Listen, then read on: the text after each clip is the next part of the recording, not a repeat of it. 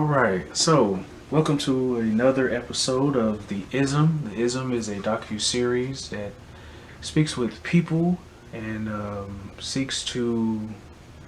I'm seeking to explore people and real life and the things that are happening around us, and just hear some stories, get some takes, some philosophies, hear some ideas, Perspectives. new perspectives. Everything. I'm excited. It's about everything. It's about life. Okay, so can I get you to say your name and place of can you say your name and place of birth and for the listeners out there? I'm Sunny. Well, Sunserae. I was born in Atlanta, but I grew up in Lithonia and went to school in Decatur. That's all important about me. Right. Southwest the Cab is in Yes. the building. Hello. I have to say that. I have to say that. I have to. Okay. I guess in general, what do you think life is, or like, you know, how would you describe just this experience that you're having? What would you call all of this? It's like a series of mini puzzles, but at the end, all of the puzzles come together to make one picture. Hmm. And it's like each phase has its own puzzle that bleeds into the next. And then there's just more to every time you level up. There's new experiences to have that prepare you for whatever else is coming next. It's just ongoing expansion. Unending. Yes. That's Until pretty heavy. I mean, even once you die, you join your ancestors, and whatever you were creating in that life, you expound upon that with future generations. So even then, it's the giving is still happening. Yeah, always. It never Always. ends as long as we're here. The giving is never going to end. Right. Unless Earth ends and then we go wherever is next in our journey. So, what is something that this experience that we're having? What is something that you've learned from being here, from being alive and experiencing life? What is something that life has taught you? I've learned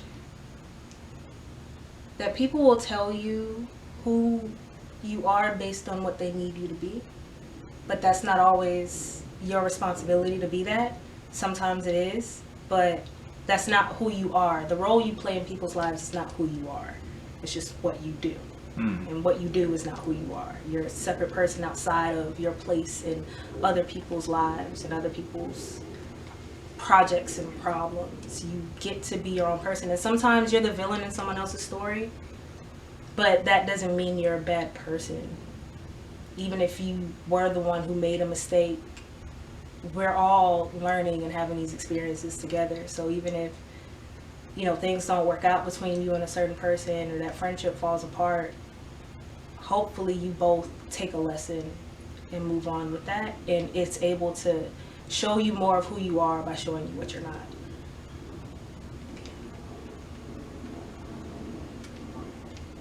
So you're saying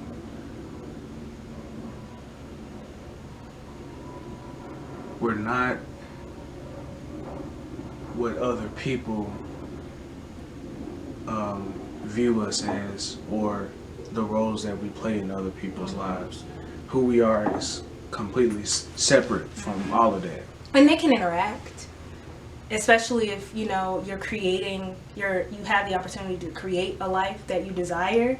Then who you are directly impacts the roles that you have in people's lives because you intended it to be that way. But just because if someone needs something from you that doesn't fill your spirit, that has nothing to do with you. That has absolutely nothing to do with you. And you get to decide, you get to say no. You get to decide, I don't want to be this for you because I don't want to become this. This isn't what I want to be. This isn't where I want to end up. This isn't, especially if it's somewhere you've been before. If you know where it ends up, you get to say no. Hmm. Hmm. So we all have the ability to like break cycles, basically. We all have We a have that choice. freedom to choose whether or not we have the power of no. We Yeah. can say no to whatever we want to say no to. My ears just started ringing when you said that. Power of no. That's deep. Man, wow. Holy cow. Um, wow. So what do you think is the most important thing that you've learned in your life so far? Like what would you say is the most important thing that has kind of like constantly guided you or propelled you in the direction that you need to be or that you feel like you should be going? What is the most important thing that you've learned? I would say it's that I'm more powerful than I realize. I was just talking to myself about it today. Like it feels like in this life we're always looking for something, some sense of stability, something to focus on, something to be, centered in. But that thing you're looking for is always you at the end of the day. You're always, every opportunity that comes your way is a question. Like, who are you going to be? How are you going to show up? And the way that whenever I'm facing some kind of adversity, the way that I want to show up is always more powerful than I know myself to be. And those opportunities always prepare me to stand in my power because it's already in me. It's not something that I'm seeking. I'm finding myself in those situations. I'm finding my power in those situations because it wouldn't have come to me, I don't think, if it wasn't something that I could handle. Even if I am judging myself or doubting myself, that power always shines through, usually when I'm not even expecting it to. It's usually when I'm at my lowest that it just kicks in. I'm like, no, I'm not stopping here. I gotta keep going. I have plans, I have dreams, I have goals, I have desires. I have to make those things happen. Not for anybody, but for myself. Because I know what I want out of this life. And that does change over time, but what I want more than anything is to stand in my power. So that's what the opportunities that come my way show me. And that's always the answer for me, is to just stand in it, get through it. You're powerful. That's deep. That's really deep. That's I think that's a very important theme that you're getting at is you can always overcome. Like no matter what, you can always overcome as long as you're here. You can always overcome whatever it is. Having this experience, you can always overcome whatever hardships are coming your way. I think that's a beautiful mentality, realization to have. It's really heavy. It's really beautiful.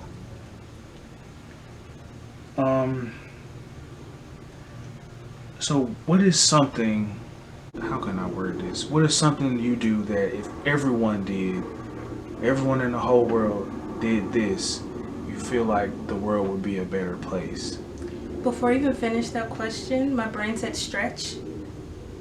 Stretch your body, move your body, get the fluids moving, because your joints hold fluid too, and you don't want them to just hold it, because any fluid that stays still goes stagnant. You don't want that. So stretch your body. It can really help you turn your mood around. Sometimes we're so detached from our bodies that we don't even realize we're in pain. And you start stretching something, you're like, ooh, that hurts. And it's like, yeah, stretch that out. Because even if you don't think you feel that pain, your brain knows that pain is there. And your brain is going to act like it's in pain. So you could be in a shitty mood and not understand why. And then stretch and be like, and sometimes it brings answers because your body stores memories too. Your body stores energy. Move your body. Keep that energy moving. You have it. Use it. And I also realized my privilege in being able to say that. because not everyone can move their body. So I'm gonna sit with that one. Yeah. I think that's a great thing. Yeah, you got me wanting to start stretching. I'm not gonna lie. It's good to you. When I don't stretch, my body is angry. Yeah, I feel like I've been an athlete my entire life. My entire life. You should stretch more than Almost. anyone. I know, right? And I've never been like really flexible. Mm-hmm. And that's just like kind of like counter, what is it? Oxymoronic? Kind of like counterintuitive, Yeah. not being a flexible athlete. Yeah. And the more I think about it, the more it's like, yeah, that's probably the main thing I should have been doing. Like out of everything, lifting weights, It's running. the simple things. It really is. It really is that. And you know what?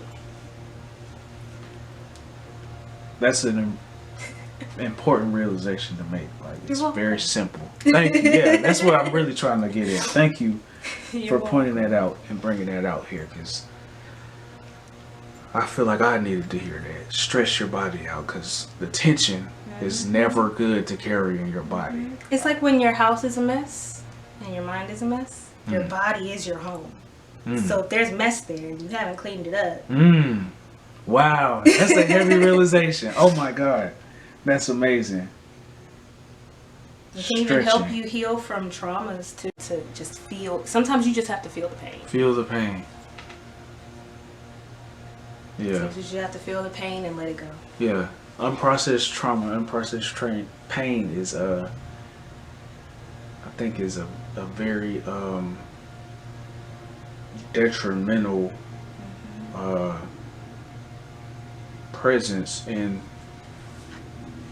I would say, black communities in the whole world. Unprocessed trauma, not feeling what actually has happened to you and understanding it. And that's why I think it's also important to speak with your ancestors, whatever that means to you, even if it's just researching them and their experiences and really feeling what they went through. Because lately I've been crying for my great-great-great-grandmother because she didn't get a chance to. She had to just get through. She couldn't let anyone see her cry. She just had to carry on for her family. And so I cry for her because there's so much pain that she held on to, that if she's walking with me, that's being held with us now. We're all holding that. And I've noticed that when I process something that may not be my own but is an ancestor's, it helps everyone around me because we're all reeling from that pain. We're all trying to process and live through that pain because it stained our lineage. And I just noticed that the kids are happier. When I take the time to sit with my ancestors and sort through that junk, the kids are happier. And that's all I care about. I just want the kids to be happy.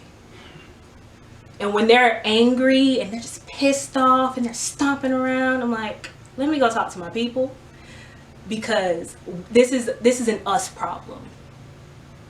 These kids didn't cause their own problems. They don't know how to do that yet. All right. So if they're pissed off, all right.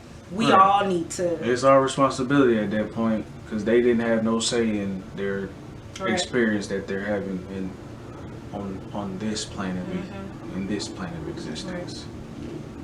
But at them other planes, they superstars. Oh yeah, for sure. I got so many stories with. I don't even want to get into that. I'll be all day. We can talk that. Yeah, kids are. Who powerhouses? Who man? Oh my God, I love kids. I love kids. So if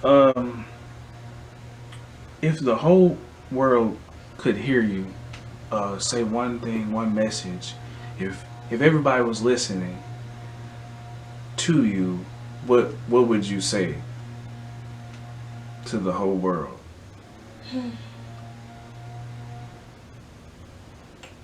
What would I want people to know in general or about me? What would you want people to know in general? That's up to you. That's up to you. Whatever you would want them to know, whether it be about you or a message to them, to help them, or Yeah. Just anything you could say and everyone would hear you say this. Okay. I would say that you should trust yourself. You should trust your judgment. Even if you're doubting something, if that doubt feels like it just won't let up and you've done everything to try to work your way around it, trust yourself. Yeah. And sometimes the self that you're trusting, you may not know. You may have to trust. I know people always want to be a better version of themselves, but lately I've been more focused on being the version that I just want to be. It doesn't even have to be better. Just the version that I want to be, and sometimes that means acknowledging parts of myself that I don't necessarily like, or parts of myself that I judge, but those are parts of me, and I have to trust them, because sometimes they have messages for me that I otherwise would miss.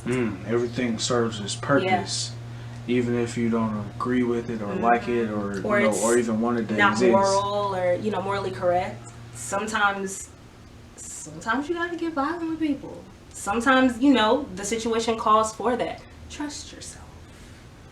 Trust yourself. Someone specific might have needed to hear that.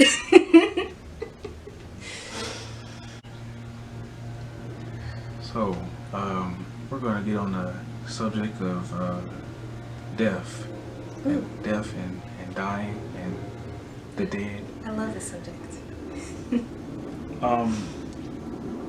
How do you view death in general? Like, are you afraid of it? Do you embrace it? Do you see it as a graduation?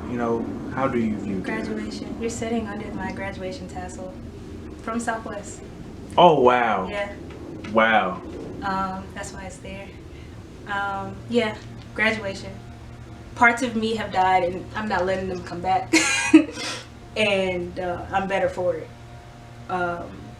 My ancestors, they're dead, but their wisdom is still alive. Their spirits are still alive. It's almost like, it's what you're graduating into. That is what's on the other side of death. That's the most important part, because the death itself isn't. Sometimes it happens before you don't even realize that it's happening. You just look up and you're like, oh, that's gone? Even when my granddad passed away, I processed it. I grieved, but I didn't process that he was gone until I started speaking to him. That's when I was like, oh, your body actually isn't here anymore. But because I could feel his spirit, I thought he's still here with us. It's no different. It wasn't until I was like, okay, your body's an important part of this life thing too. But even if you're not attached to it, you're still you. I honestly feel like you're more of yourself without a body. Because our bodies are conditioned to move in a certain way. They condition our minds to move and function in a certain way in this society. And sometimes you can't help what's in your body. You may get a chance to choose what lineage. I was saying how you're more yourself after death, because we're conditioned to move a certain way in these bodies. You're born and you see someone with a body and you see them using their body a certain way, so that's how you learn how to use your body. But learning how to use your spirit, learning what your spirit feels like, what it wants, is a completely different thing. And I feel like, from personal experience, from speaking to my ancestors, there are things that they know now from me, from seeing me live my life, that they weren't aware of in their life, because they just didn't have access to those things. But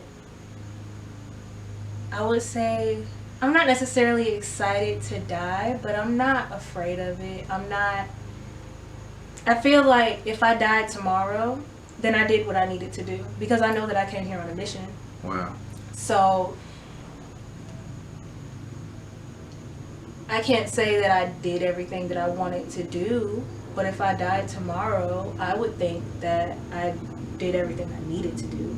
I did everything that I was destined to do. But yeah. I have my friend Tim actually said something very similar to that about when a person dies. She said that she feels like when a person dies, that means they were finished. Like whatever they were sent here to do, they completed it, they finished it, and now they can go back home. Right. So it's just interesting to hear that theme come back out from you this time. Like, it's a connection that exists with that idea. We might be on to something. Yeah, that's what I'm getting at. Like, Yeah. seriously, y'all are thinking alike and having similar feelings and thoughts about. Because there were times where I didn't finish. want to be here anymore. There were times where I thought I was done. I thought, okay, life isn't moving, so I must be done moving. But it was more so about taking a step back and just looking at what was in front of me and learning how to use it. There was still something to do. Once I stepped back and looked at everything, there was still something for me to do here. So it wasn't even a matter of like, okay, I'll stay. There's just more things to be done. I'm not done. If I look around and there's nothing left to do and I'm still alive, I'll be very confused. Like, I'd be bored. Be like, I did everything that needed to be done. Yeah.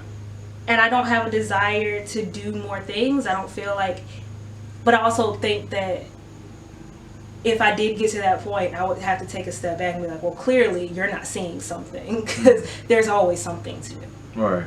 There's always some way to grow. Yeah, you never really run out of things. That I think the work is my great grandmother gave me a realization. She kind of guided me to that realization that like I forget the context, but the idea was that like you clean every day, like you never finish cleaning, like you clean every day, like you continue. It doesn't, you don't just do it once and then that's it, I cleaned. Right. It's not like that. It's not like skydiving where it's like, okay, I did it, it's done. Right. Whatever. Right. It's an ongoing, which is what we were talking about. We made that point earlier about it's ongoing. Like it's just it never ends. It's similar lessons just expanding in each part of your life. Ongoing overcoming. Yeah. That's a huge thing. That's a huge concept. Ongoing overcoming. That's what's up. So, what do you think you will experience when it ends? Like, what do you think it'll look like? Ooh. What do you think you will see?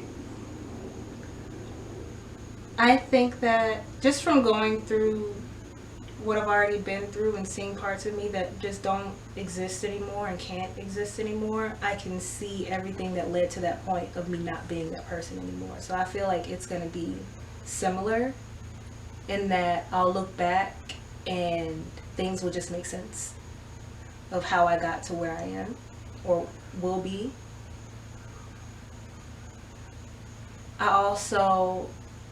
I know that regret is just a natural human thing, and that I'll get there and wish that there were things that I would have done, but I think about that often, what it's gonna look like at the end, and I want to do everything in my power now to make sure I have as few regrets as possible. I don't want to get there and think like that was so doable and I didn't do it. I would rather look back and go, that was so doable and I shouldn't have done it. I would rather regret things that I did than regret having not done things. You would rather regret actions rather than stagnancy. Exactly. You'd rather be in motion Yeah. and regret the motions than just being still. Because there's lessons and mistakes. At least I'll be able to look back and go, that was dumb. And be able to pass that wisdom on, whether I'm in my body or not. I'll be able to look out for future generations and go, well, I did that. I'm just let you know it's probably not a good idea. Yeah. Do you, and I'll support you, but I'll also be here at the end of it because I know what it feels like to do something that you really didn't want to do, that your heart wasn't in. I know what that feels like. Man.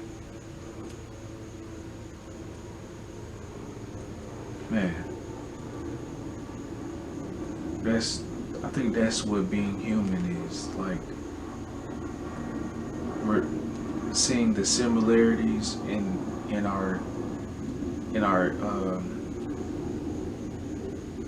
seeing the similarities in our experiences and being able to give guidance, you know, because I think I heard Most Def or Yasin Bey on the Midnight Miracle say this the other day, kind of resonated with me. He's like, we're all on the same walk.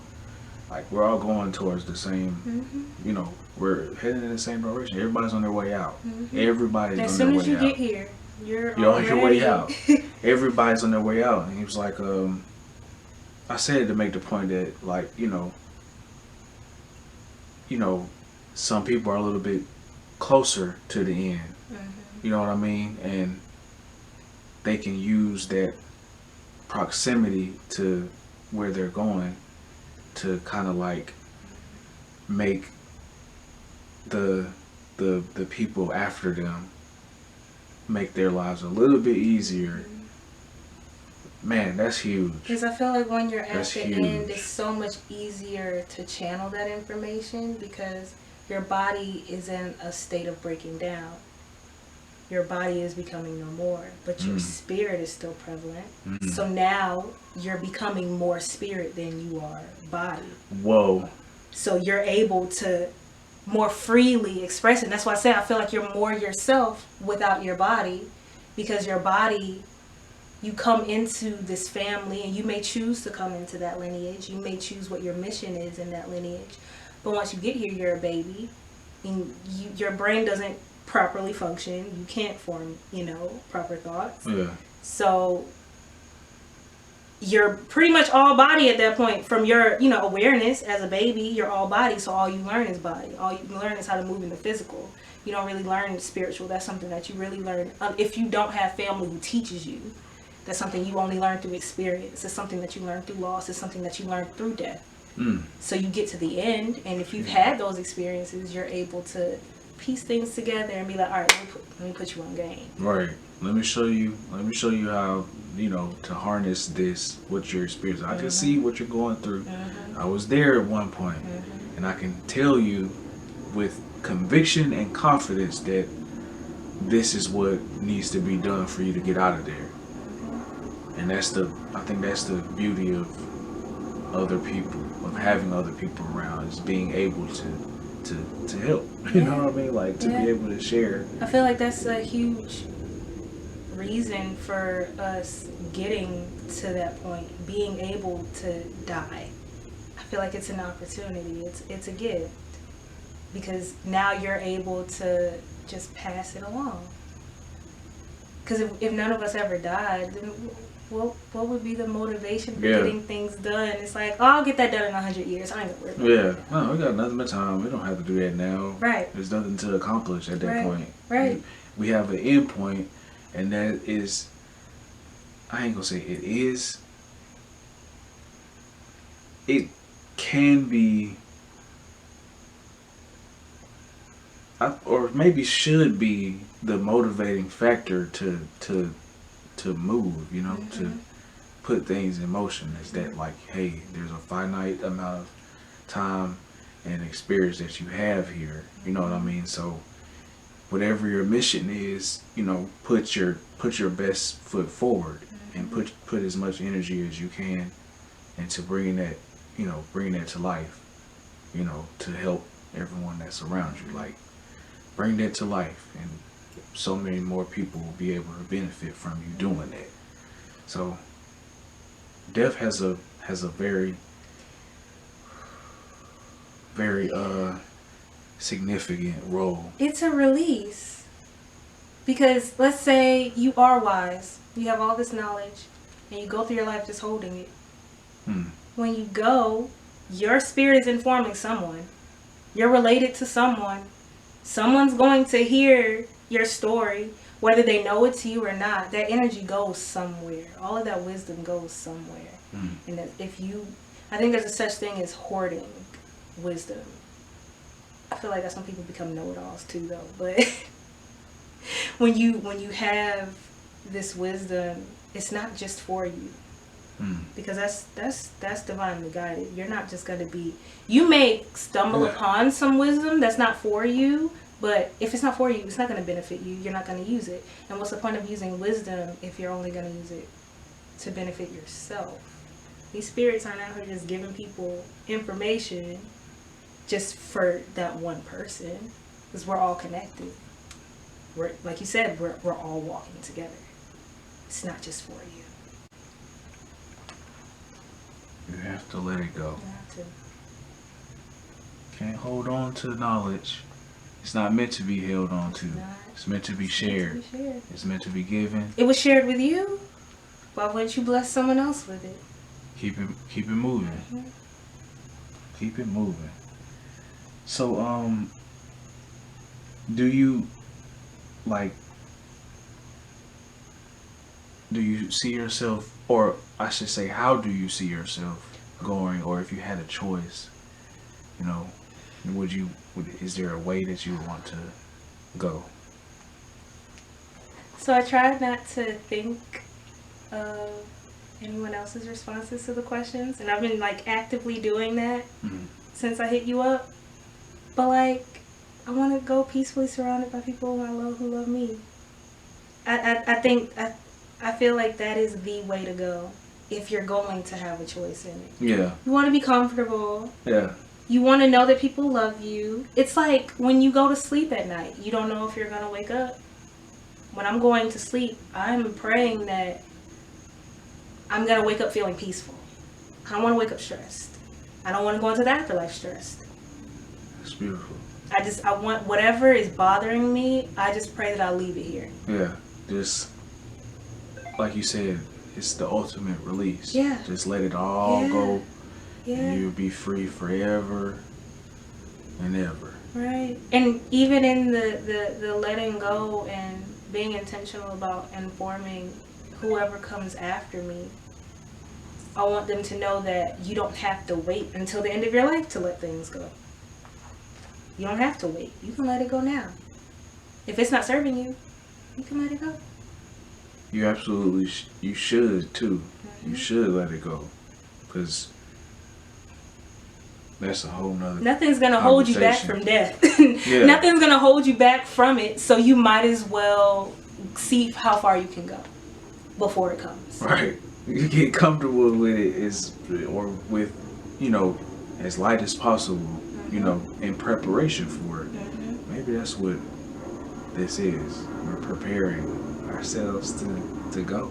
Yeah. Like, that's what all of this is. Yeah. We're preparing ourselves. We're making sure that get out of here. Our spirit gets to the end, they're like, all right, let's go. We good. On to the next. We good, y'all. I did it. We can go now. We can go now. We did what we had to do. I'm at peace, like you said. I'm at peace, surrounded by people that I love. I passed the book, I kept it moving, and I gave, and now I can go. Yeah.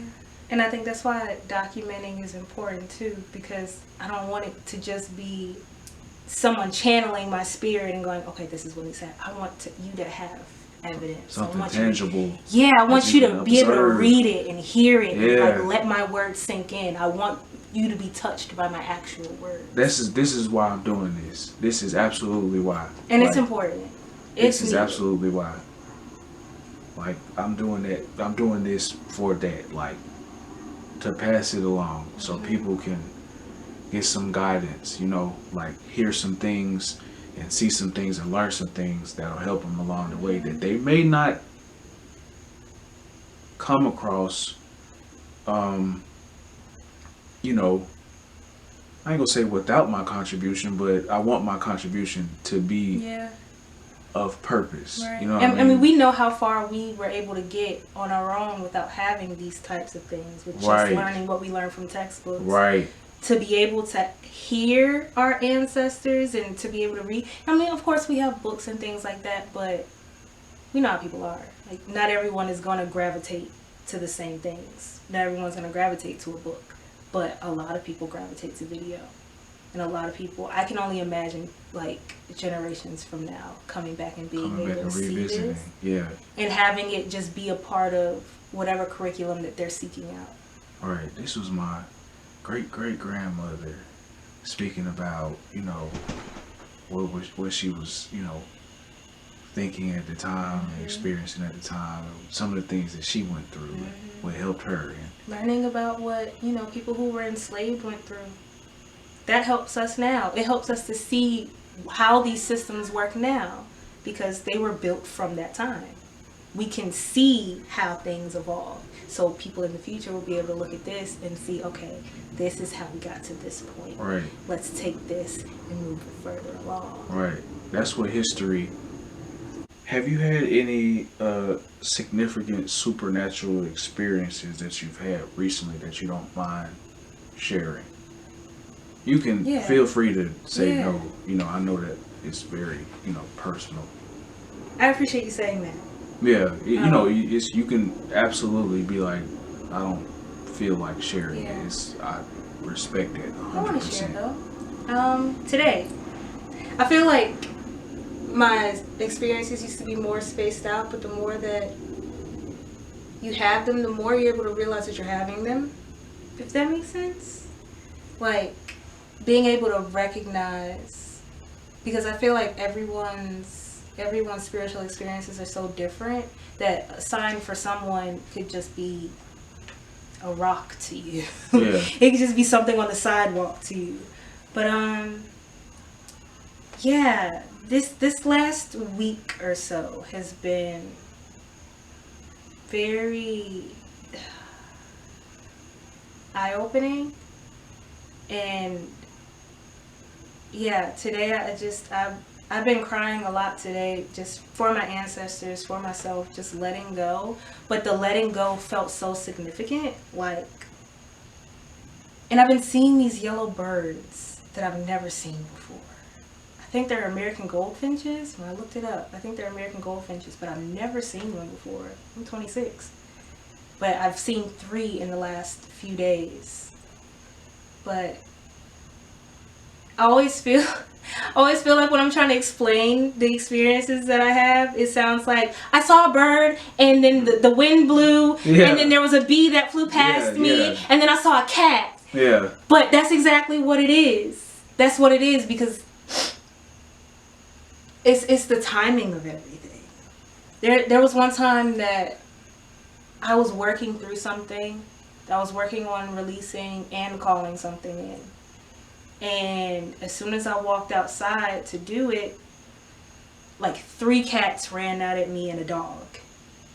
And wow. I had never seen all of these animals together before. And at first I thought, oh no, this dog is chasing these stray cats around the neighborhood. But it turned out they were all just playing together.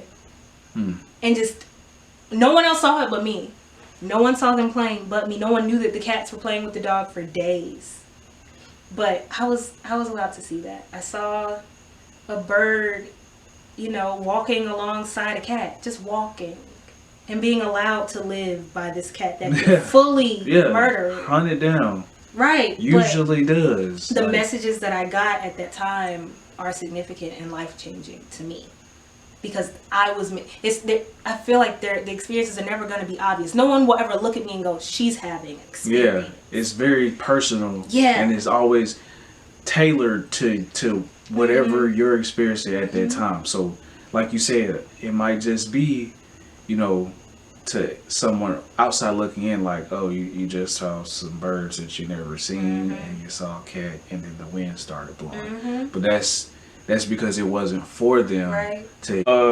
What part of your life would you say has affected you or influenced you or inspired you the most up until this point? Like, and when I mean what part of your life, I mean, a move that you made, or a job, or a relationship that you made, a friendship that you made, people. What part of your life has? This might be the part where I cried.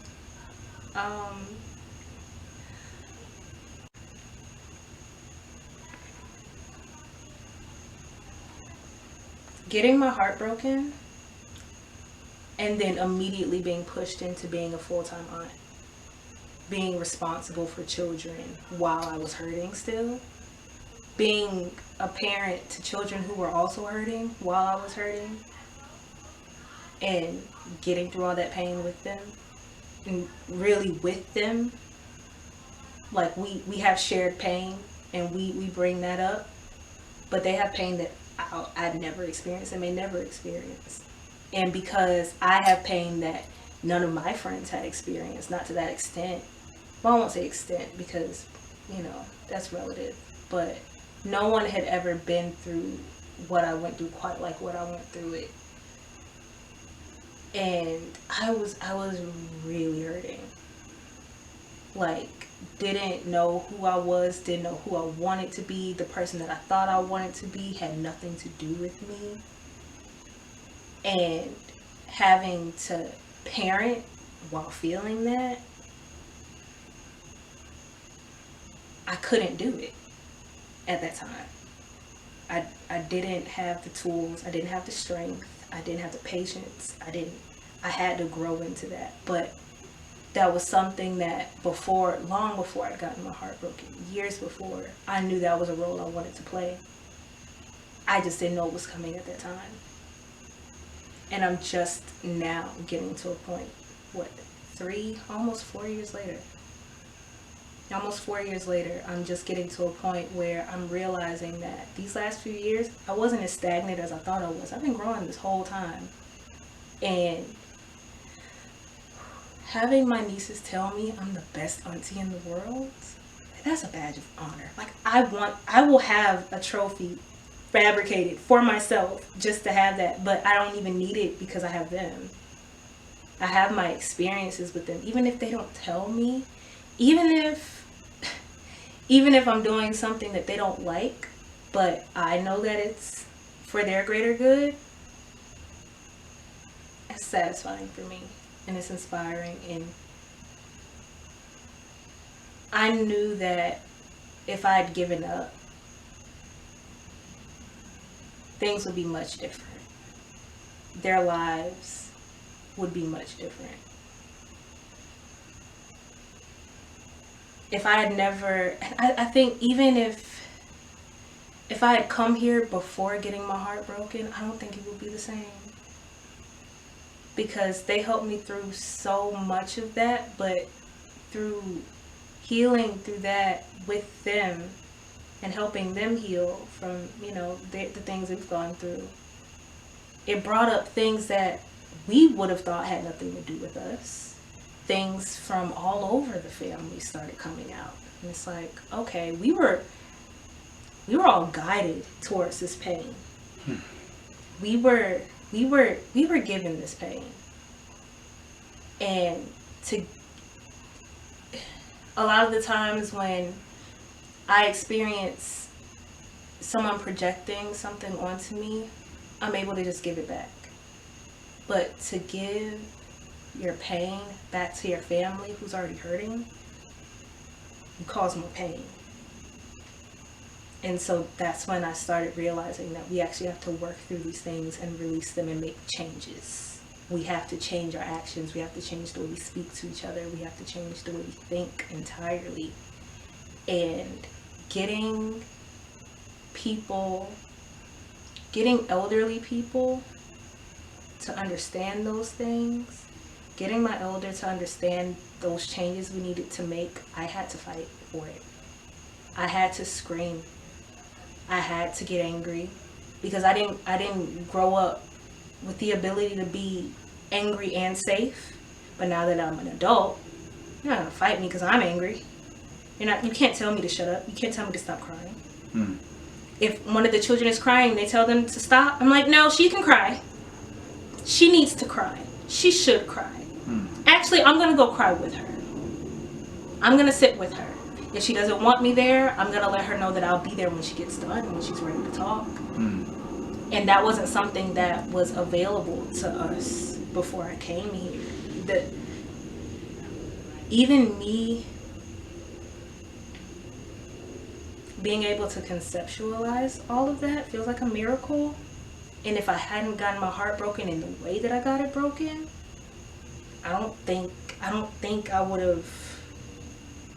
It felt like all of the generational trauma was thrown in my face by someone who didn't even know me. And as much as it was projection, a lot of it hit home for a reason. And I had to see those things. I wouldn't have been able to do the things that I want to do or be the person that I thought I wanted to be without facing those things first, because they were directly standing in my way. And I didn't even know they were there. I didn't know they were there until my heart shattered and I was able to look inside. When I was able to see it, immediately I was in denial. I was like, no, that can't be me. Yeah. That can't be me. That can't be me. And then I got here. And I saw them. And I was like, okay, no, I have to accept it now. Yeah. Because I'm watching it in real time be passed on to somebody else. But sometimes they say it's the people closest to you, because the people closest to you, they love you. They want you around. They want to, maintain a place in your life. They're going to be sweet to you, even if they're feeding you poison. And if you're a child, you don't know that. You have no clue. Mm-hmm. You think... That's all you know. Yeah. That's all you know. And so the parts that aren't sweet, you internalize them. I mean, you internalize the sweetness too. You internalize it all because you're a child. You're a sponge. You soak it all in. Mm-hmm. Even if you are wise, if that's not affirmed, you grow up not knowing. And a lot of kids grow up and forget a lot of things. They forget a lot of who they are.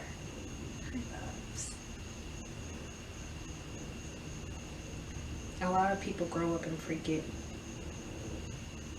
because the people who are raising them also forgot. And I understand that, forgetting is a human condition. Mm-hmm. But where there's forgetting, there's the opportunity to remember. To remember. That's absolutely true. I think that's the most important part. That's the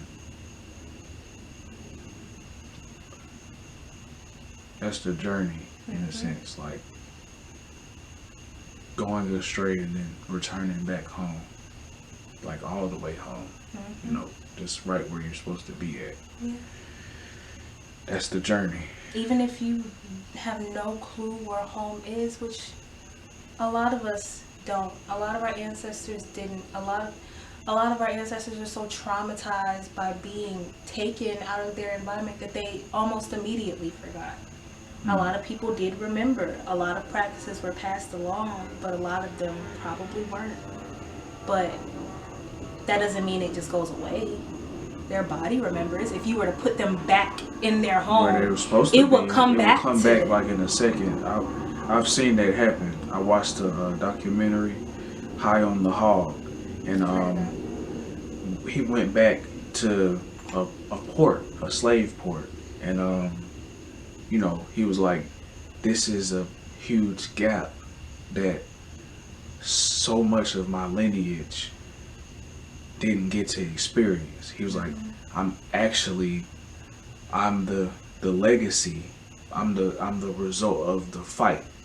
And I'm able to come home now. He got very emotional. He was overcome with emotion just walking down that port and being able to return home. And I think that's what the good fight is, that our ancestors and so many of the people that look like us have been fighting this entire time. Is the fight to get back home, to the fight to remember, like the fight to remember, like, because trying to hold on to your memories of home while enduring someone claiming to own you, to keep that sense of power, to remember that power once was there, to recognize that it was power, because I'm sure that a lot of our ancestors didn't even realize how good they had it until it was taken away. To look back and go, oh, I wish I would have appreciated that moment more.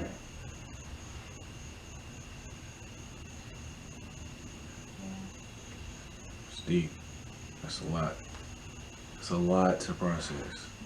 It's a whole lot to process. Like that's a whole nother round. Yeah, like seriously, I can tell. But I feel like it's important to even it's important to view our ancestors as people. Simply, they were people. I feel like a lot of the times when people talk about ancestors, they talk about them in the same way people talk about God, which they are with God, but their spirits are the way that they are because they were people. Mm. They made mistakes. They understand. They understood the human experience. Right.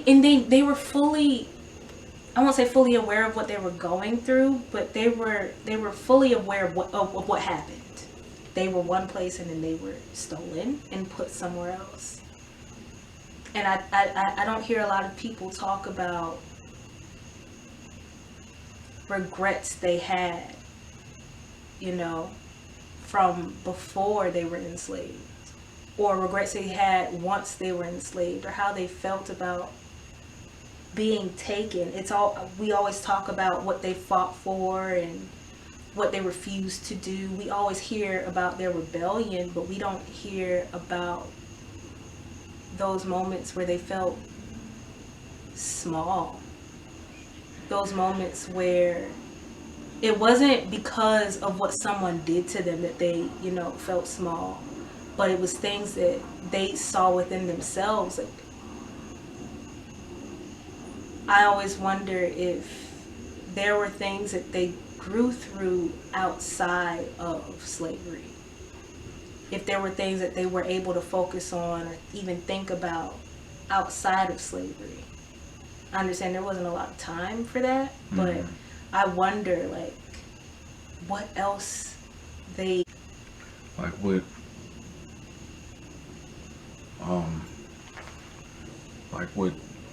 else what were their dreams? They were humans. They were people. What were their dreams before? What were their aspirations? What did they want to see and accomplish and, you know, aspire for that they couldn't get to because of where they were at that time?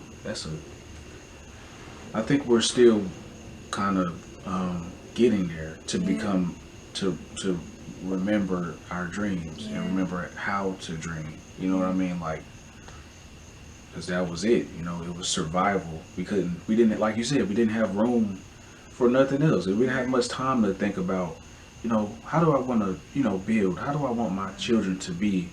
You know, how do I want to look, to dress? You know, we didn't have any of that time. Right. And even being here, a lot of people say that we're our ancestors' wildest dreams, but did they dream of us having to endure capitalism? Did they dream of this?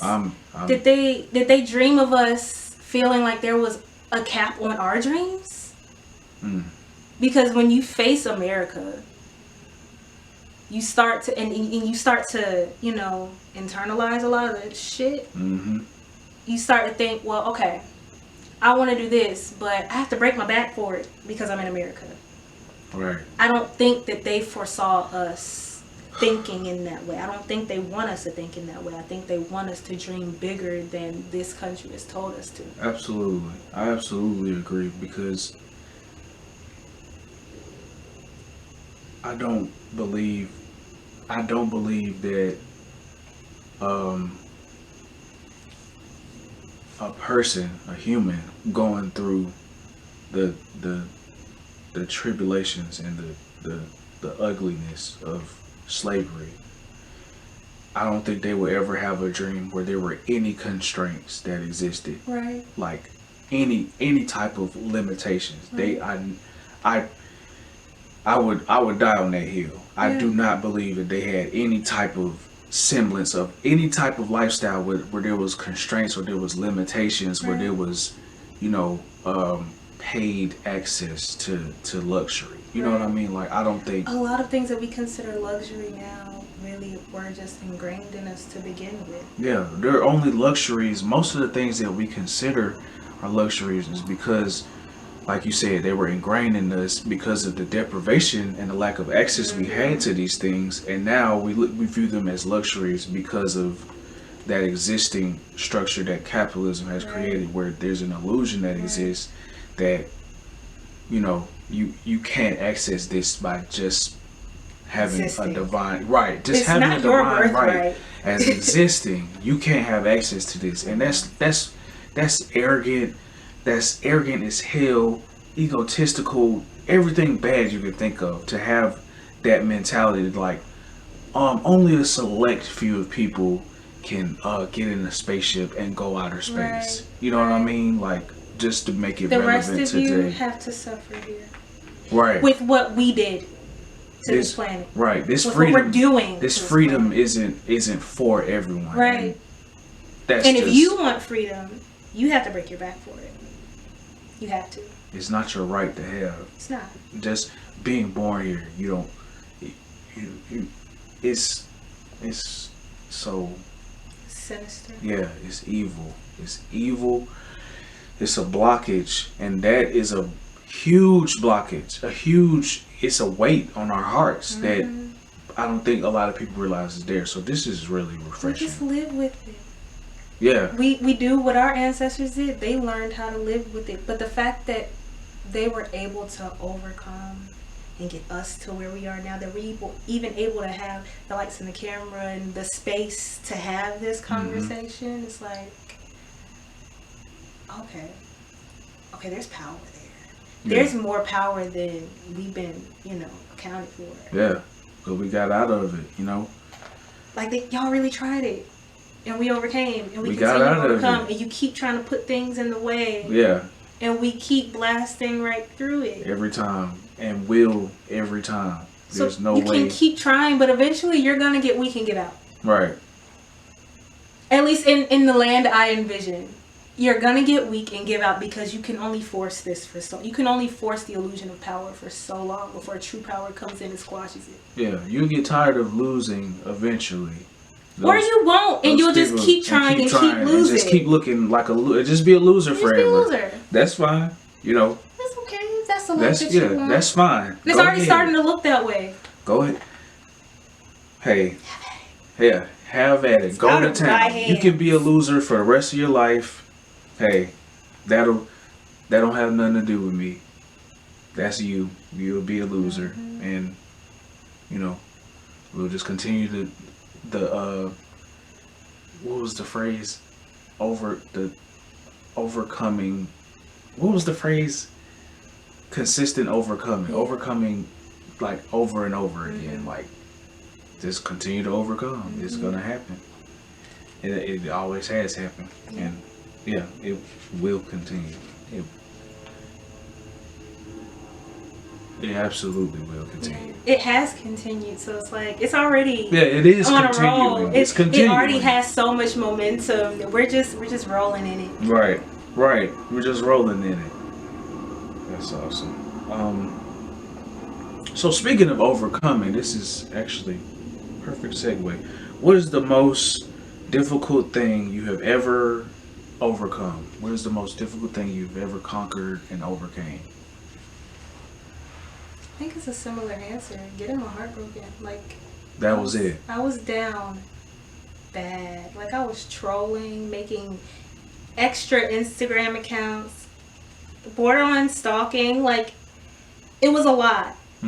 It was a lot. I went through a lot, and to look back at who I was then and who I am now, like, I would never do that. And so it makes me now look at all of the factors that contributed to me being that person in that time and acting how I acted and seeing the remnants of who I was within me now. That's a sign of growth. You're able to look back on yourself and be like, hey, that wasn't me. That wasn't who I was. Well, that's not who I want to be. It may have been who I needed to be for that moment to be who I am now, but I don't ever need to be that person again. I hear you.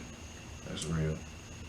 That is something to overcome, to have a broken heart, to be hurt and then be confronted with the responsibility of having someone depend on you. Yeah. For being their hurt journey. and embarrassed, because at that same time I left my career and I walked away for good, and I walked away from a lot. Like, I was on the verge of expanding my career. Like, I was just one move and it would have gone further than I would have been, honestly, at that time, would have been able to handle. I wouldn't have been able to handle, and that's why I took a step back. I just didn't realize that my step back would be a step away for good. And I didn't foresee, so much of my identity was wrapped up in being a makeup artist. I was Sunny Spice, the makeup artist. Like, it was like that was my title. That was who I was. That's who people knew me as. If you asked anybody what I was good at, it was makeup. And there was so much focus on it that there was a point where I was like, I started to travel for work, and I started to meet new people, and I started to realize, like, oh, people do more than one thing. Yeah, I was just talking to my buddy about this today, like literally before I came here. He was like, you know, one thing does not have to be your identity. Like, you can do multiple, you know, just that one, whatever it is you're into doesn't have to be all that you're into. It doesn't have to be you. It doesn't have to consume you and your identity. You can keep it separate from the real you, like you were saying it's a earlier. job. Like, it's just a role you're playing. Yeah. Like you said that earlier. It's just a role. And I didn't even understand like I said, I didn't know that I could ask for more. I didn't know that I had the power to go further with it. I knew what I wanted to do, but I didn't know that I could do it. But I also recognize now, looking back, that I didn't have the energy because I was wasting my energy on all these other things. I was wasting my mental, I won't say wasting, but I was just focused on things that do not matter to me now and shouldn't have mattered at that time. Pouring into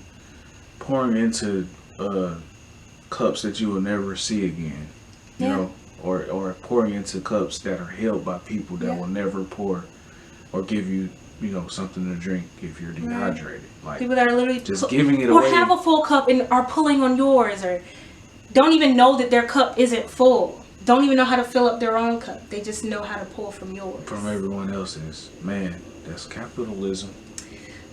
That is the system that we exist in. It's deep. It's deep. That and puts it's a really whole like new that. lens on that situation now. That's heavy. This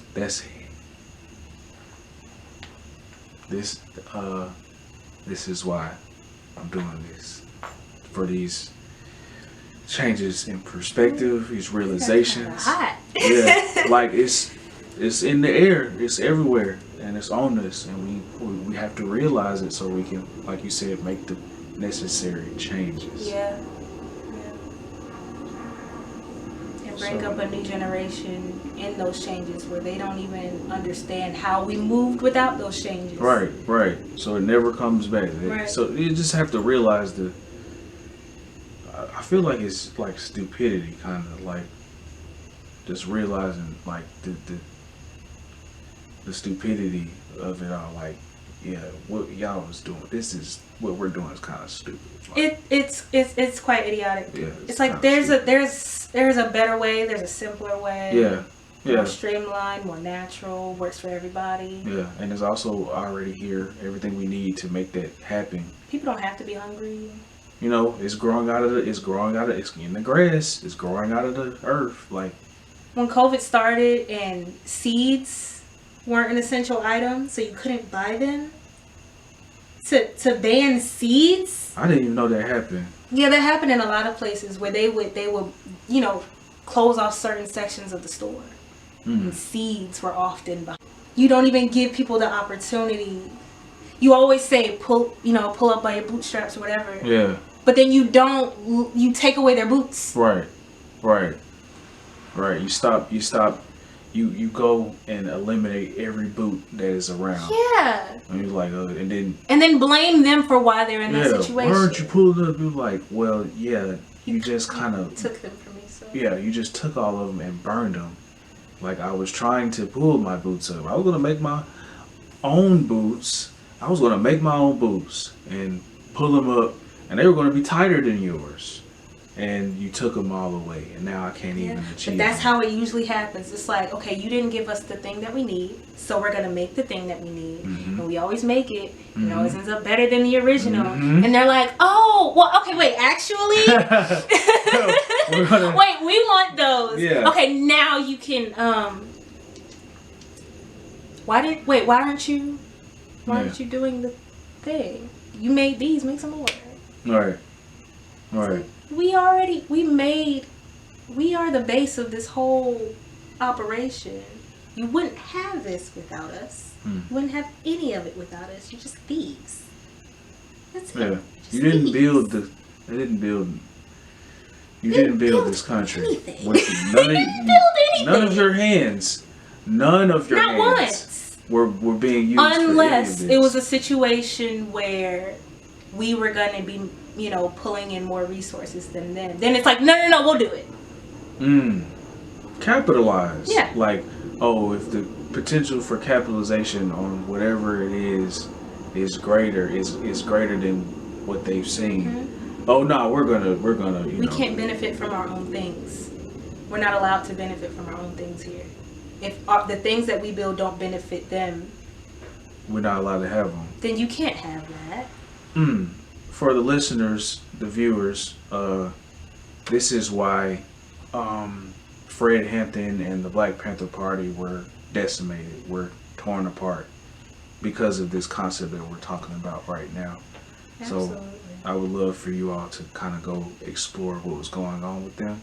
They were feeding their communities, they were protecting their communities, and because these evil people that we're talking about couldn't get access to what they were doing, the operation that was happening, they infiltrated it, and then they killed him.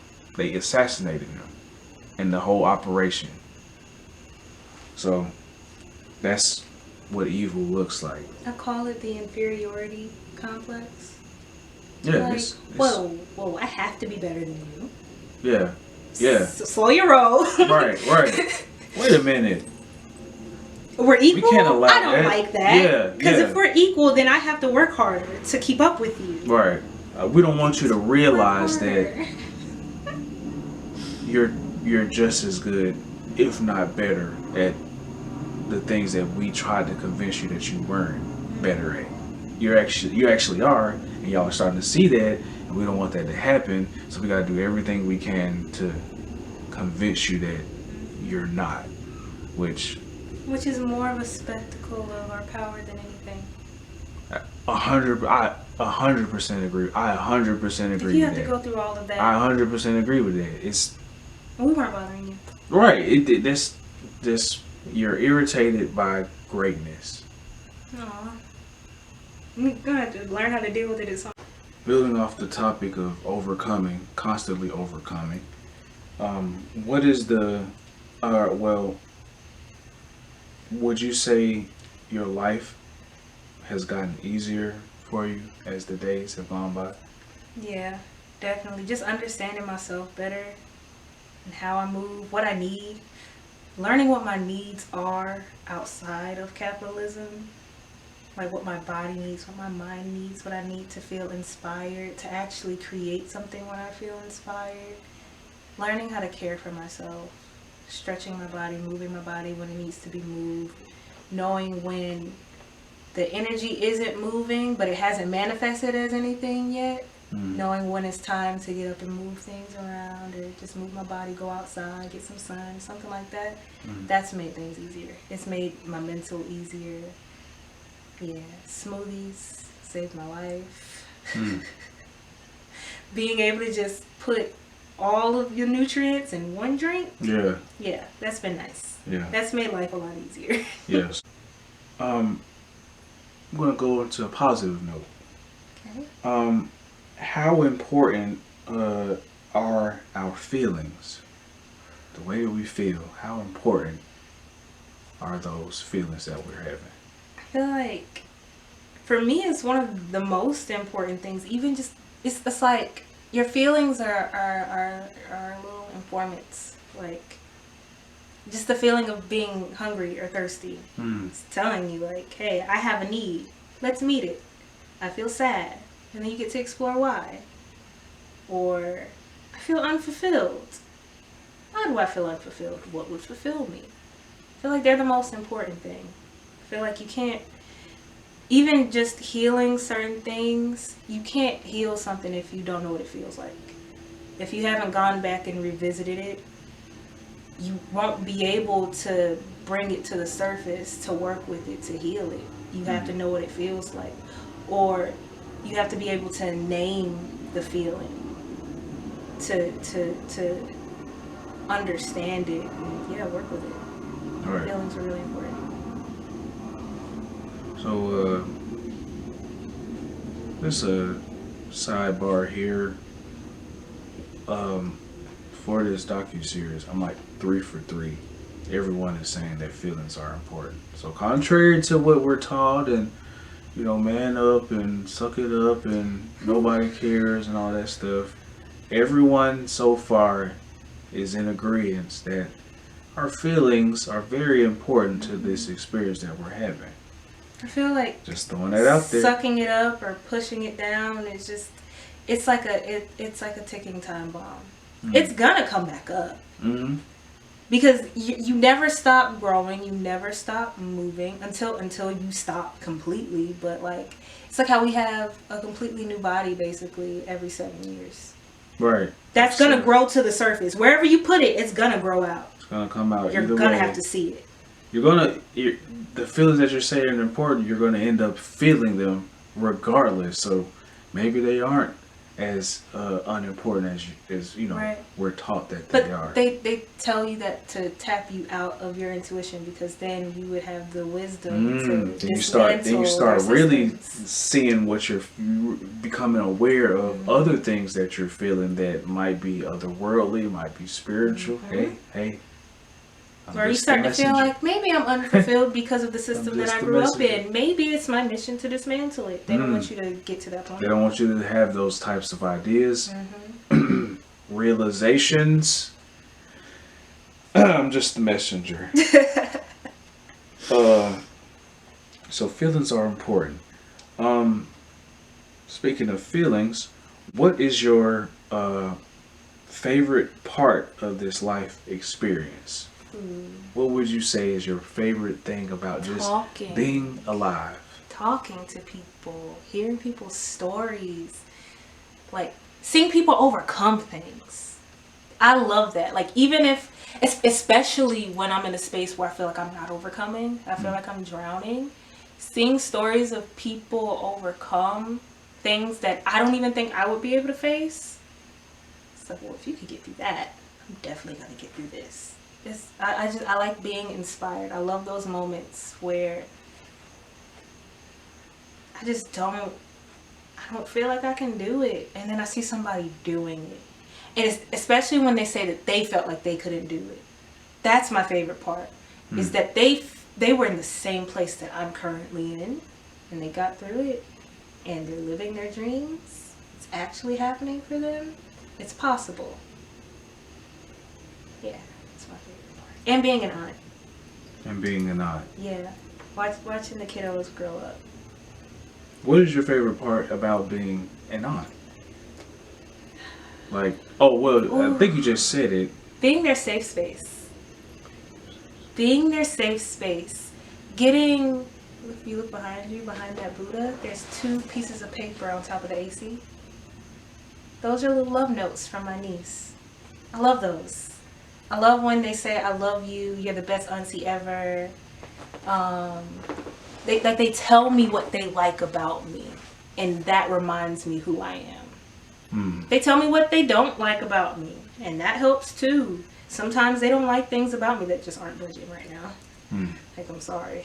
This is who I am. We all have things that people aren't going to like about us. Yeah. There's things, and I'm honest with them, and maybe I shouldn't be so honest, but I tell them, there's things I don't appreciate about you, but I love you regardless. Right. Sometimes you get on my last nerve. But I make room for you because I love you. And I like for them to know that, like, you're not going to be perfect, but people will make room for you if they really want to. People love you. That's beautiful.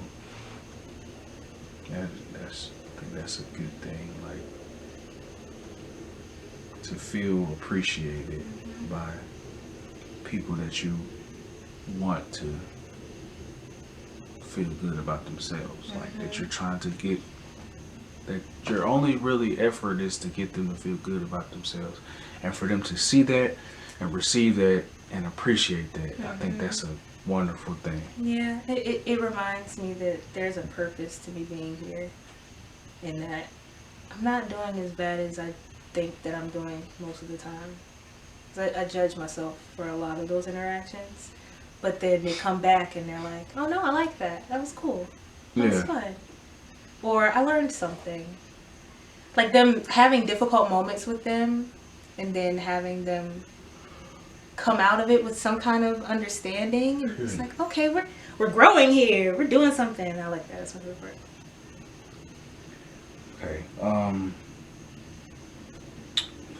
So what is something that you've observed?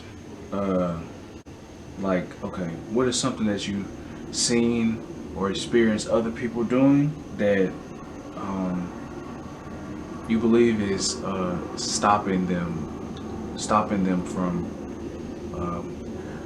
having a good life or enjoying themselves? What is something that you see people doing that you believe that everyone that is doing this should stop doing this? Like, what is something that you think that people should stop so that they can have a better life? Something that I know I've done and I've seen other people do is trying to keep the peace where something bothers them, but they're like, I don't want any problems, so I'm just gonna let it be. But that problem doesn't stop just because you're not facing it. It's what is it? I think that sounds like self-abandonment. Yeah. Like, basically, I was talking about, it's so crazy. Like, this thing has come out in another interview where saying yes when you really mean no, just because you feel like, I'm not trying to create no issue, or avoid confrontation. But you genuinely don't want to do it, and you have every right to voice that you don't want this to go this way, but you don't because of whatever reason. Yeah, whatever story you've created based on your experiences. Start to think that, okay, well, it's not worth bringing it up. To justify not speaking up. Yeah. Or just having confrontation go so sour before, or to feel like cast aside because you didn't agree with something. I've seen people put up with things that they definitely have a say in, and they could stop from happening if they just spoke up and said, hey, I don't like this. But they think that it'll cause an argument that isn't worth it to them, and they would rather just put up with the problem. But a lot of the time, that temporary, it's temporary. You know, whatever argument you think you're going to have with that person is temporary. And even if nothing changes or you don't have control over it, at least you can say, all right, I tried, I did my best, and you decided not to respect that. So maybe I need to change my relationship with you. Reset your boundaries. Yeah. You can always, I was talking about that the other day, you can always redefine how you deal with somebody. Like, your relationship doesn't have to stay the same forever, whether they like never it or and not. ever. They don't have to agree with it.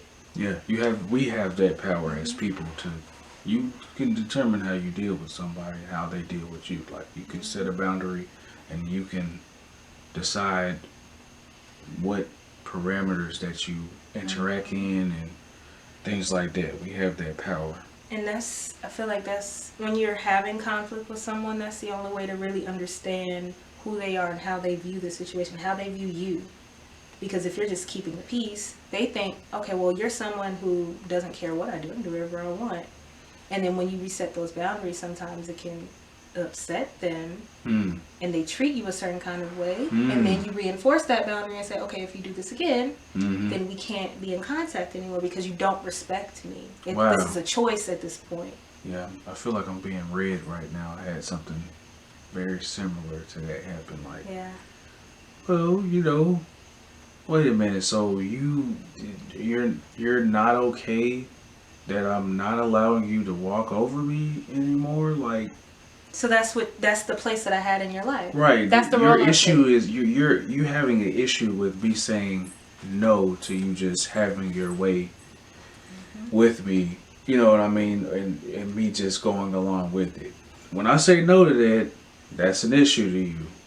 That says a lot about you Mm-hmm. and how you view me. And now I have the right to redefine our relationship. So you're saying that people need to stop doing that. Yeah. Like stop just running from their own desire to Right. change something. Because, like you said, it's self abandonment. Now you're in this relationship with this person by yourself because they don't know what your needs are now. That's a bar message. That is a bar. That is a bar. You're in a relationship by yourself because your needs you've actually put your own needs on the back burner, which is like And everyone has needs. No one stops having needs. So now you have unmet needs in this other person who you think that your needs are going to affect them in some kind of way, which they most likely will, but if they care for you, and they truly care, and they want you in their life, they will make room for your needs too. they'll But make if an you don't effort. make your needs known and they are getting their needs met, now there's two people meeting one person's needs. Mm. Mm. Mm. Mm. Mm. And that's not even fair to that person. Because now they have this false sense of I don't even know what the word would be for that, but they have a false sense of what they've earned in a relationship. Mm. Not that you have to earn affection or care, but you're not the center of a relationship. No one person's the center of anything. Unless it is your performance and you are performing and you are at the center. But once you come off of that stage, you go back to being a regular person. Mm. And all of these people now don't have to focus on you because they did their job. They focused on you for the time that you needed them to focus on you, and then they move along. Mm. Stop abandoning yourself and stop. That's a good thing to stop. I think everyone needs to stop doing that. Stop not speaking up for yourself. And a lot of children are taught that. To be seen and not heard. Mm.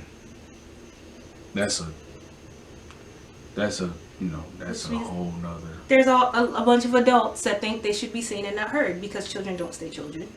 Right. And I feel like we should treat children as equals. If they have feelings that absolutely matter. Are valid and deserve to be treated just like we treat everybody else. They deserve good treatment. They're allowed to set boundaries. They should set more boundaries than anyone. 100%. So, changing gears, what is something valuable that you don't think you will ever let go of? Something valuable that you will never let go of. It can be tangible, like, a piece of jewelry. It can be intangible, like happiness. Something valuable that you will never, ever let go of for the rest of your life.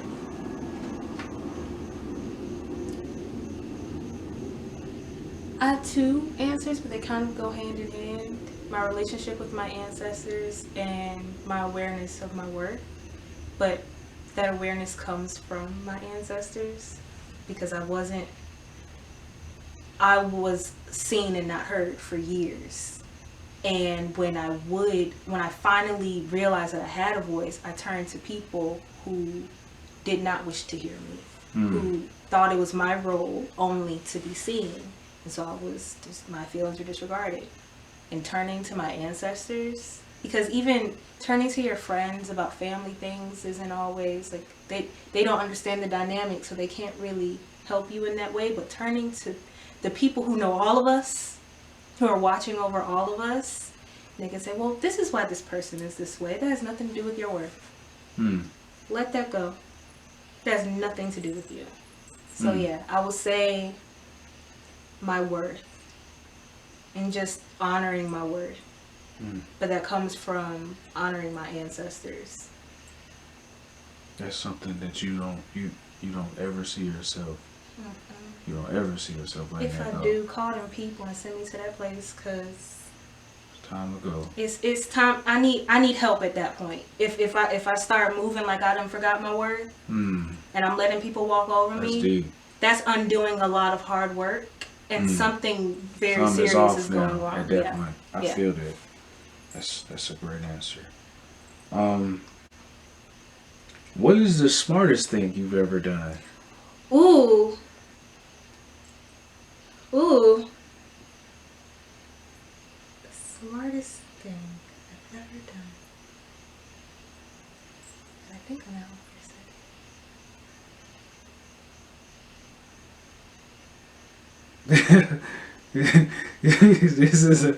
This is a big one. I like this question a lot because I think about this all the time.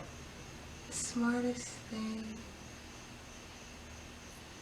There was a moment I had in this room at the end of 2019 where I realized that I was keeping myself where I was. That I was complaining. I wasn't doing anything to really work on it. I was just running away from things.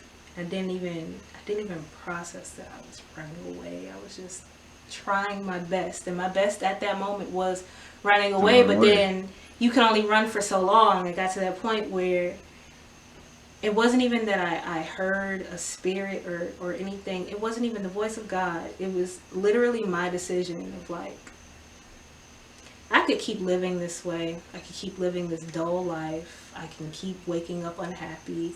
I can keep trying and failing because I haven't done the things that I need to do to have the energy to do the things that I want to do.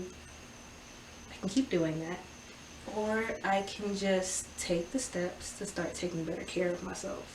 Because I realized that taking care of myself, when I feel taken care, it was when one of my friends stepped in and took care of me for a day. And I was just like, this is nice. It's not enough to make the things go away, but this is nice. And I think that I could do this on my own. Jersey's way of saying like, yeah, y'all talking some good stuff right now. It's in taking care of her. Realizing when she got here, I could tell that she had gone through something. Just from, she wouldn't have been as social when I first got her. She was not a social cat. And she helped That's you. from her being cared for. That helps you realize like care is something important. It's impactful. Powerful. Because I watched my cat transform because of love and care I was giving her. I watched, other people go off and be happy with, things that I told them. I've watched people change because I was in their lives. I'm naturally a teacher. I love to, give people new information, especially when they're going through something and they can't see, clearly. I love clarifying things for people. I love that. Me too. But I got to a point where I was just drained because I was doing it for everybody but myself. I think that's a very smart thing. Yeah. I can see why. After thinking about it, that's something that you think is, I can see why you see that that's a very smart thing to do. Taking care of yourself, making that decision, that's an extremely intelligent decision to make. I want to make it to the end of this life without feeling like I was owed anything. Because no one owes me anything. Of course, we owe each other, respect and kindness. Decency. But I get that from most people. And I still wasn't feeling fulfilled.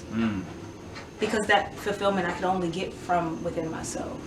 And it didn't take me, myself. It didn't take me even leaving the house.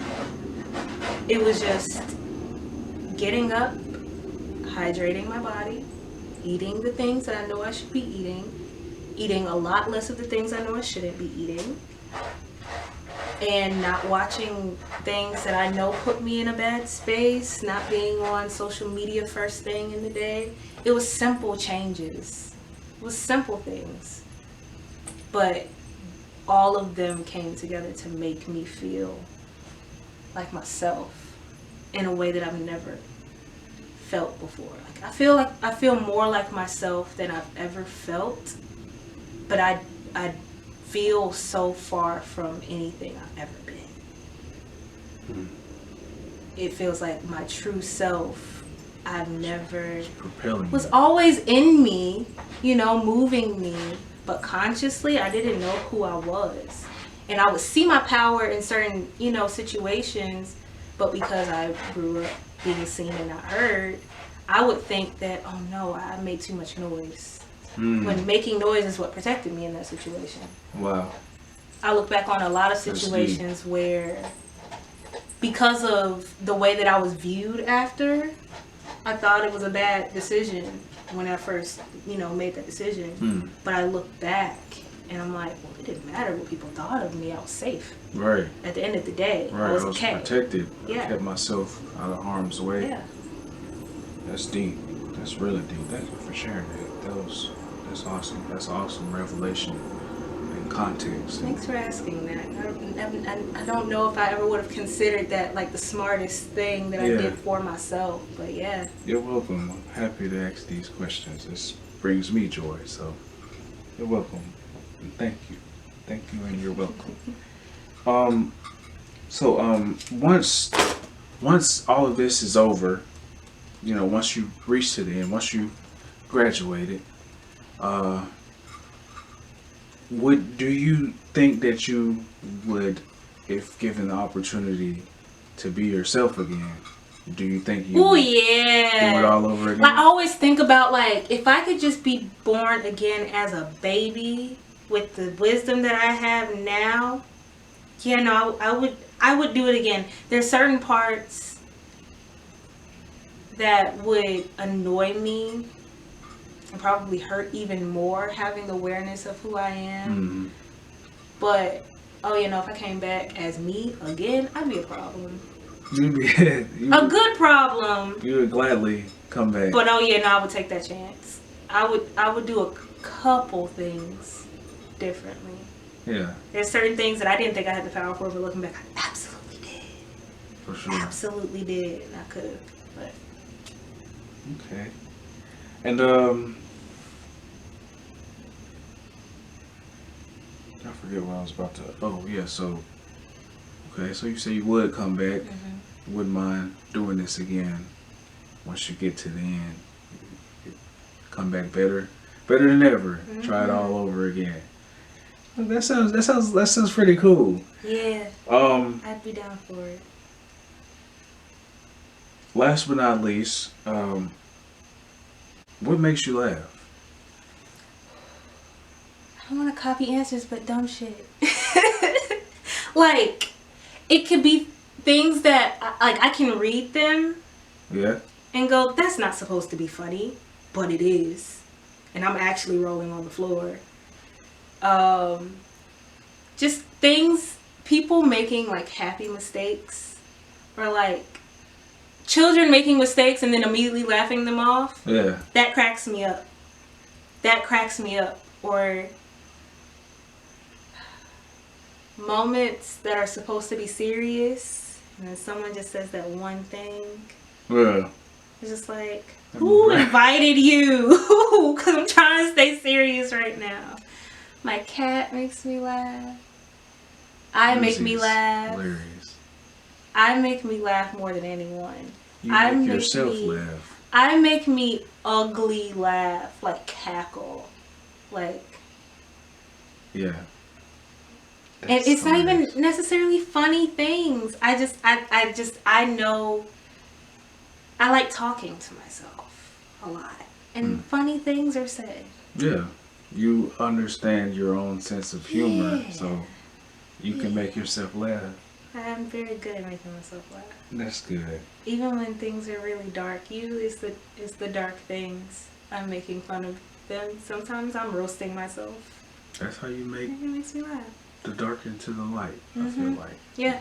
Be able to make a joke. You can make the dark into the light. Yeah. Well, we've come to the conclusion of this wonderful interview. I hope you enjoyed yourself. I enjoyed mine. I hope whatever viewers around the world see this, I hope you all enjoyed this journey. This has been beautiful. This has been therapeutic. A lot of realizations were made. I feel like a stronger, better person from getting through this. And I want to thank you so much. Thank you for having me. Thank you. All right. Experience that. That wasn't tailored to their perception and what spiritual experiences that, and that just they what were having. they understand. I feel like, I completely lost my thought.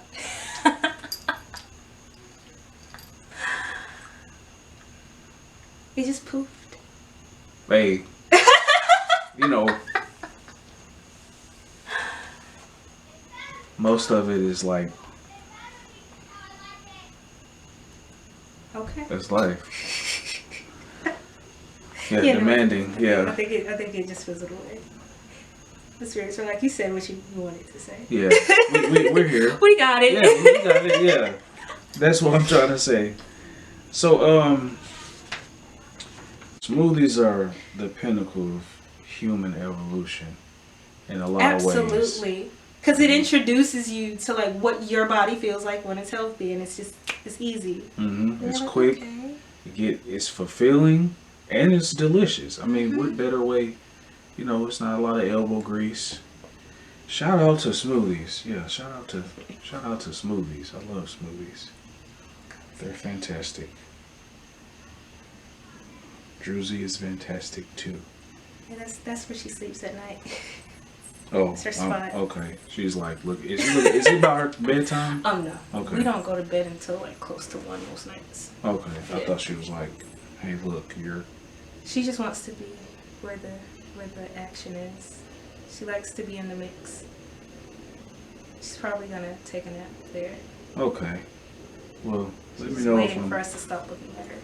Let me know if I'm talking too loud, Druzy. Just Oh, she sleeps through the loudest thing. Oh, she'll be There's okay. kids screaming all the time, and she's fine. So she'll be all right regardless. Yeah. Okay. All right. Taking that chance to just give myself a chance to. It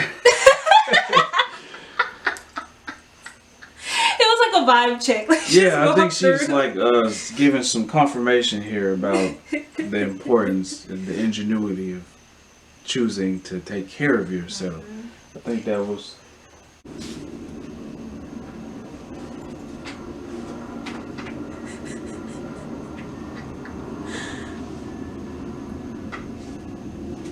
Druzy playing with things that makes me. Yeah. It's a piece of styrofoam. It's just a piece of foam. I was wondering, like, what was that? It's a piece of foam that came out of my hula hoop. When I ordered it, it had little foam pieces inside of it. Yeah.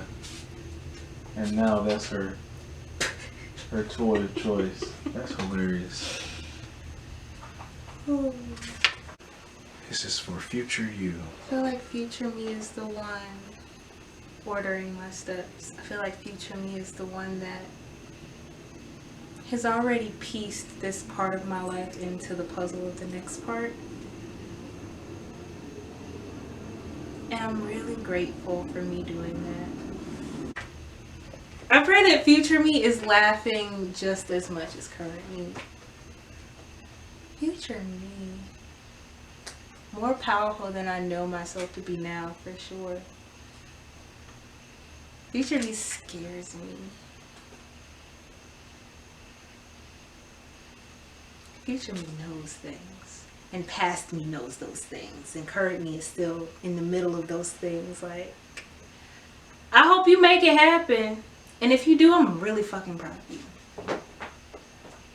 because you've survived a lot, and then you learned how to thrive. Proud of you. That's it. It's a beautiful message. That's it. Yeah. It's a beautiful message. Thank you. Sunserae, I appreciate you.